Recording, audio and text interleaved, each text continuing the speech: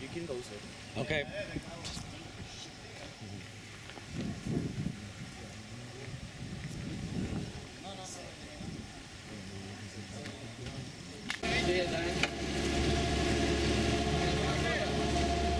Que le haga él, que esté frente.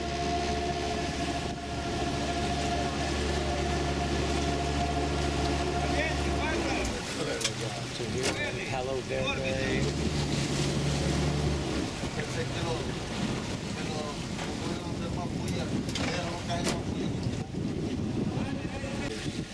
They go very fast over time. And it's fine. You see the erosion on both sides of the river. We have the tide effect right here. There is now it's sunny, so Cesar he can use the Costa Rica technology. He's showing you the Very good. The laser. juveniles. Iguanas over the 70 centimeters are considered the adult iguanas. They can live like 35 years. Right. So there are more iguanas. If you pay attention up here, look at how many iguanas. 1, 2, 3, 4. I can see 5 green iguanas. It's Yeah, I see now. What's the difference? These ones are herbivores.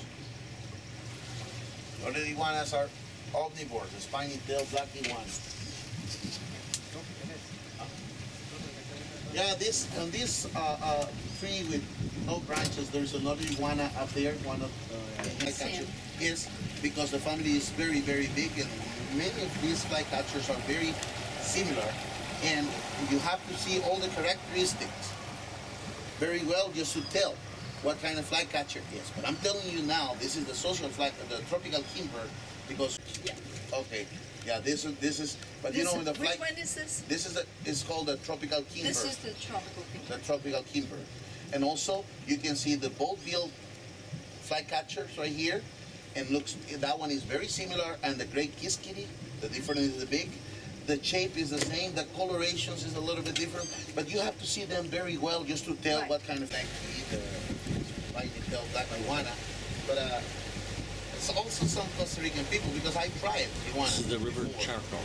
Hunting is illegal. Totally illegal in Costa Rica. Oh. Or just to kill the iguana or the wild animal for pet, you can be in trouble, because that's illegal. Just keep them as a pet. Yeah. That's illegal too. It's illegal. Many people say, "Oh, I used to have iguana in New York." What they say, and that's an animal with cold blood. How do they control the temperature? Then, oh, we have lamps. Come on, that's not the same. Some people they don't want to raise them anymore, and they leave it in the park. They die with it. It's not nice. They die very slowly.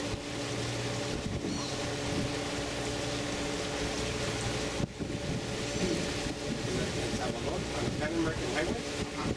People sell them.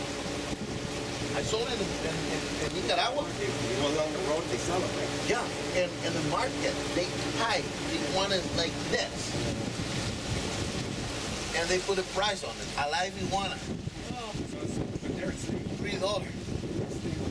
In Nicaragua, I mean, Nicaraguans and Costa Rica are very important. Female right here. There's one right here. You see? Tip of the branch.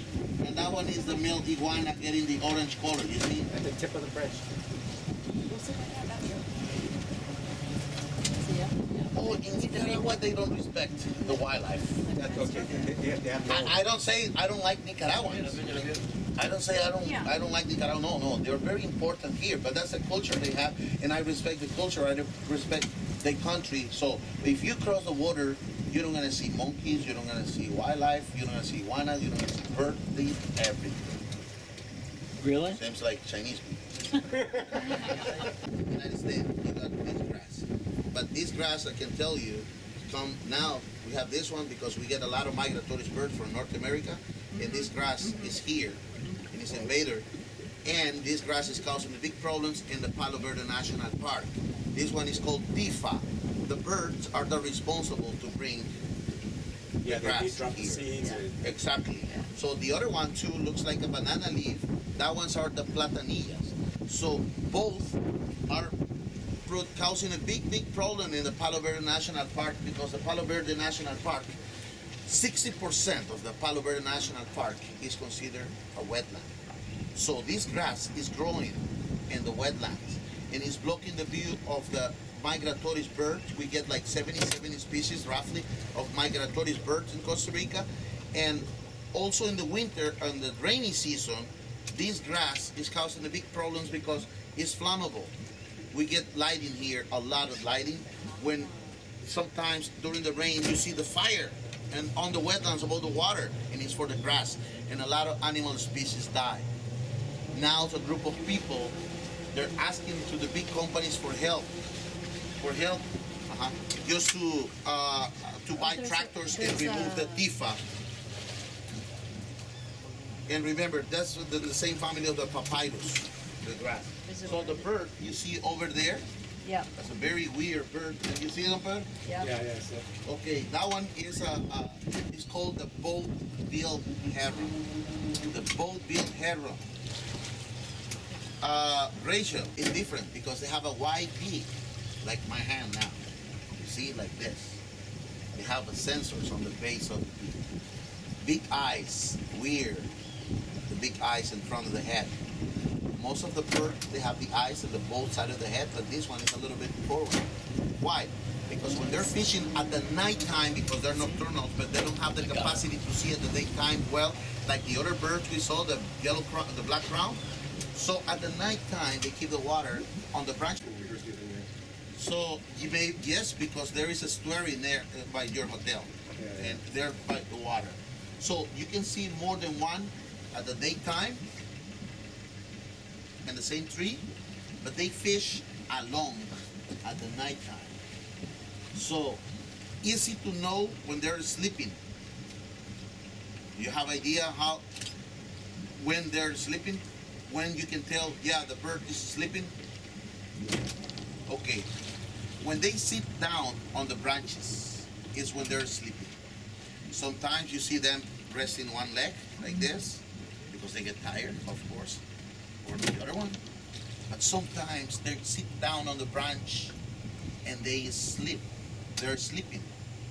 Why they do that? All the birds, they have a tendon behind the leg. The legs. There's another one. When they sit down, that tendon works like the parking brake of your car. And they close their fingers like That's this. a different. And they can sleep well, and they don't gonna fall off. Most of the birds sleep at the end of the branches because they can sleep well. They know the branch don't gonna support the weight of them. Over there, along the water? on the water, looking for larvae, some crustaceous. Oh, yes. Oh, I saw this. The black neck still, They're so long legs, and they bend. because they have to walk in the water. So now maybe it's steep, but they have no problem. You see how long the legs are? Oh, wow. They flex the knees in the opposite direction just to make it easy. Yeah. Yep. Yep. What are the names of those? Stilts.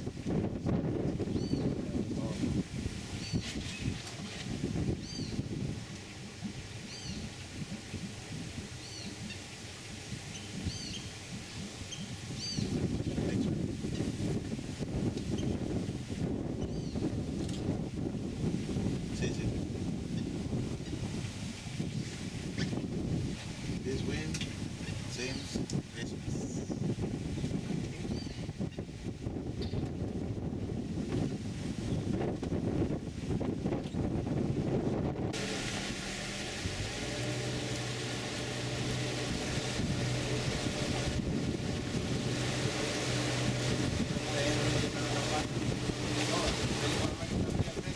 Yeah, look at the big iguana Oh, yeah. on that branch. That branch looks so Wow. thin. Oh, yeah. Thanks. Apply. The branch looks like it's going to break or Yeah. something. Accidents happen sometimes.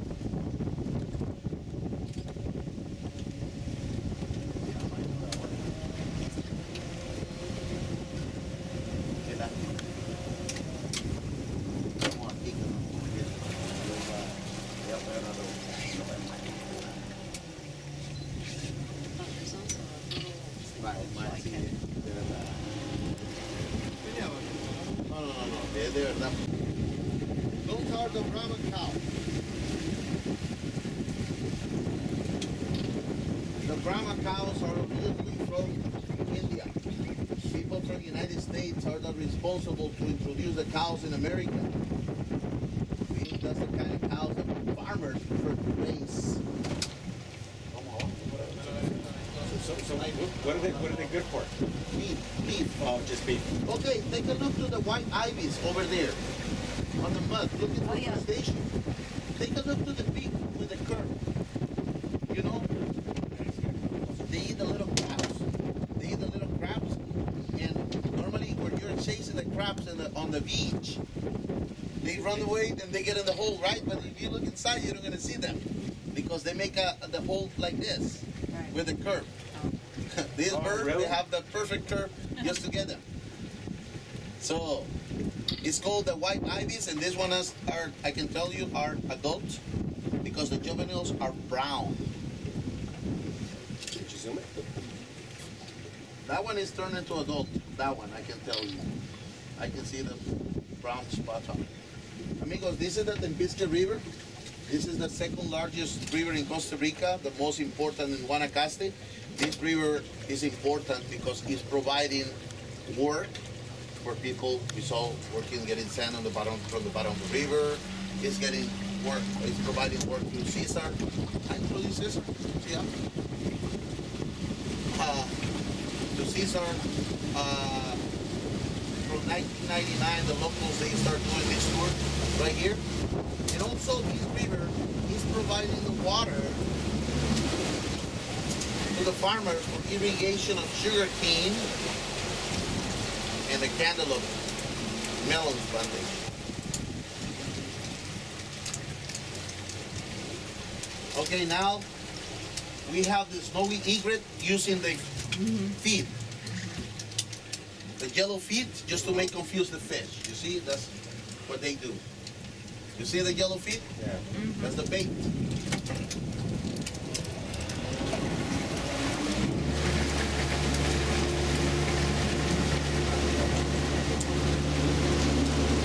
Before 1963, the Tempisque River was the main way for the locals to get our capital, San Jose.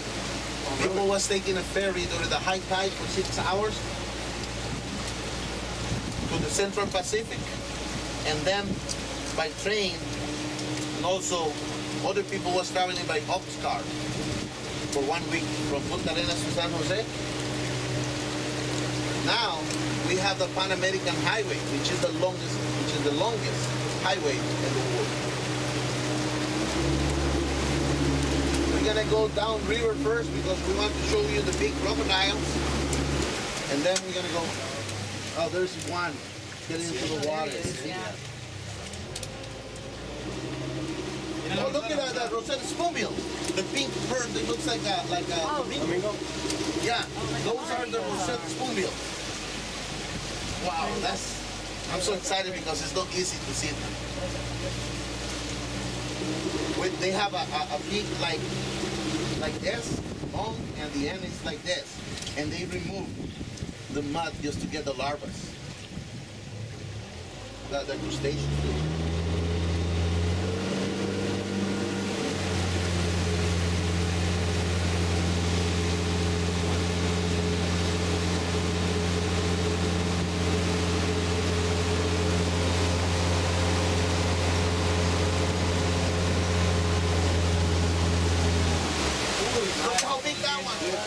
You see how big is that one? No, where is he? Right over There's his tail.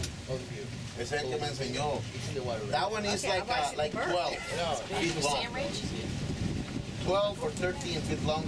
And we have the migratory bird right here, which is the great blue heron.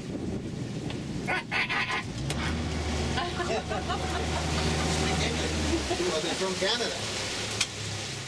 There is a big crocodile. Let me comment more about the crocodiles. Amigos, remember, Don Pedro, Miguel, amigos, if I'm talking too much, say Freddy. No. Go ahead. So, let me say more about the crocodiles. They're excellent swimmers. They colonized already the islands of Cuba and Puerto Rico. We have crocodiles in the ocean. They're excellent swimmers. They're very fast, but they don't move much because they're not a big eaters. They don't eat much. They need to save energy. But they're very fast in the water, and also they're very fast out of the water. They can gallop. They can get the speed of 40 kilometers an hour.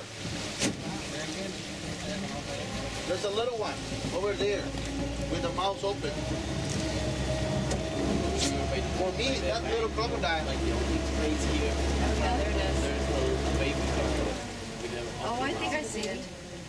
For me, that little crocodile. That little space like that. It's like a piece of water. Yeah. For me, that little crocodile is 1 year old. The animals in the water first, and then they have to feed them outside because they can die too. If they open the top they have on the throat, they can die. They have like a top right here, open, closed, and they have to eat outside. They cannot chew under the water.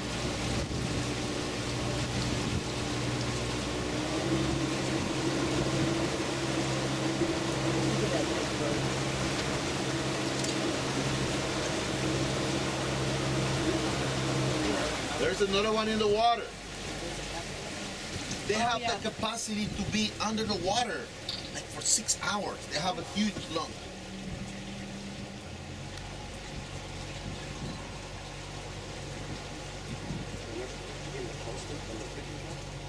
Is that a heron? That one looks like a cliff swallow. But I'm confused. I don't see one swallow.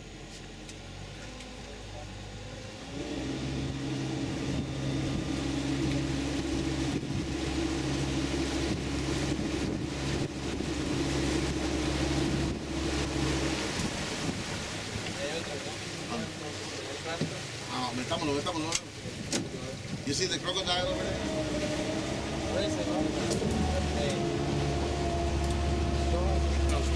So he's under the bush, right? Yeah. See where you. Oh yes, I can see where he's gone up. We're gonna get close. So it's why I like to do this tour during the low tide, just to see crocodiles. But now you can see more. In the rainy season, you see less because we have wetlands. No, that's okay. You see less crocodiles in the rainy season because we have wetlands, and they can find food.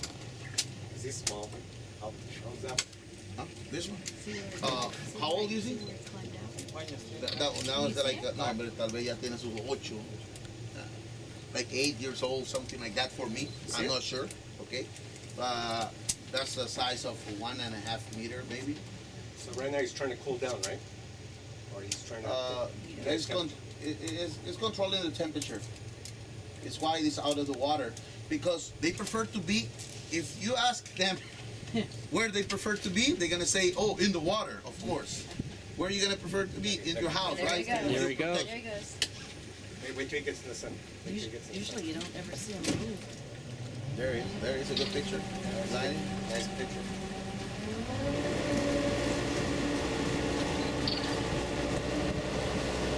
You see?